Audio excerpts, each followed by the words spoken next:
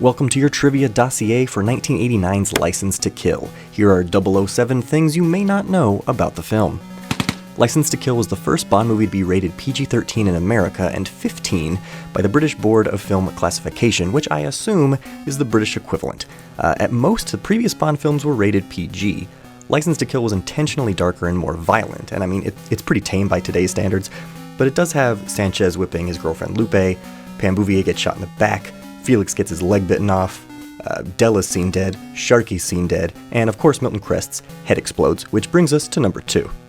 Milton Crest meets his fate by decompressing until his head pops, which is a pretty grim way to go, to say the least, but he's also the second Bond villain to die by inflation, the first being Dr. Kananga in Live and Let Die.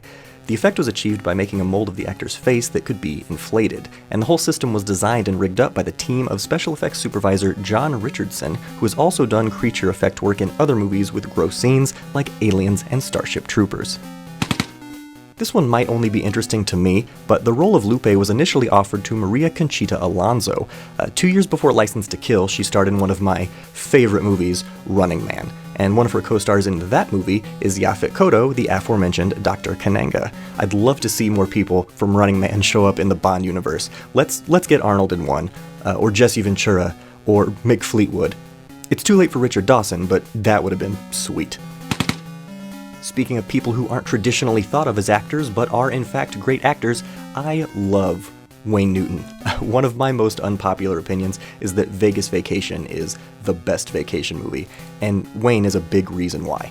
He's also great in License to Kill, even though his part in it is very small. His screen time is actually maybe just like 3 minutes tops. The way that he got cast in the movie is interesting in its just general banality. There is no great story to it. Like all of us, Newton just loved the James Bond films, so he wrote the producers a letter asking to be in one. So that's it. It's that easy. Just send a tweet to Barbara Broccoli and maybe you'll be in the next one. In the scene where Bond escapes the Wave Crest and steals the $5 million, he's drugged behind the plane for a while before being able to stand up and water ski barefoot. And it turns out that scene is completely real, which was news to me that barefoot water skiing is even a thing. Now, of course, it wasn't Timothy Dalton doing the skiing, but the stunt was actually performed by David Reinhardt, who is a world-class barefoot skier and successful Hollywood stunt double. He's also doubled for Michael Douglas and Matthew McConaughey. According to IMDb, he also did work in From Justin to Kelly, and I'd really like to know what stunt work he did in that movie. License to Kill was a big movie for the character of Felix Leiter, not just because he's the inciting incident by getting his leg bitten off, but also trivia-wise. So up to that time, David Hedison was the only actor to play Felix. Twice, it was recast in every appearance. Jeffrey Wright has been Leiter in all the Craig movies, so that record has since been broken. But Hedison still holds the title of being the only actor to play Felix opposite 2 different Bonds. His first appearance was in Live and Let Die with Roger Moore in 1973, and then License to Kill with Timothy Dalton in 1989, 16 years later. He was 61, by the way, making the wedding storyline a little weird, but whatever. Also, this was the last appearance of Felix Leiter until 2006's Casino Royale, and I guess he was able to grow his leg back in those 17 years. License to Kill had issues internationally before it even came out, and that's due to the title. So obviously, titles get translated for the international market all the time. And the problem wasn't that they couldn't translate License to Kill, the problem was that they already did. The very first Bond film, Dr. No, would basically be nonsense in other languages. I mean, and if you think about it, it's nonsense in English. It's a job title and a negative response. So think about translating that to other languages, it'd be pretty confusing. So the solution in several countries was to retitle Dr. No as Agent 007 License to Kill, or Licensed to Kill, or With a License to Kill, or some variation of that depending on what country it was translated in.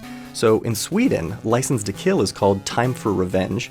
In France, it's called Personal Revenge. In Japan, it's just called The Cancelled License, which is actually more like the film's original title because originally the title of this film was going to be License Revoked, which is a better title and makes more sense considering it's about his license being revoked. But the word revoked had similar translation issues, but more hilariously and honestly depressingly, as an American, several American test audiences didn't know what revoked meant, and so they decided to change the title. If you learned something new here, leave a like. I'm pretty sure that's the law. And subscribe for more Bond movie trivia. I mean, I'm sure you could read the IMDb trivia section yourself, but isn't this just so much easier?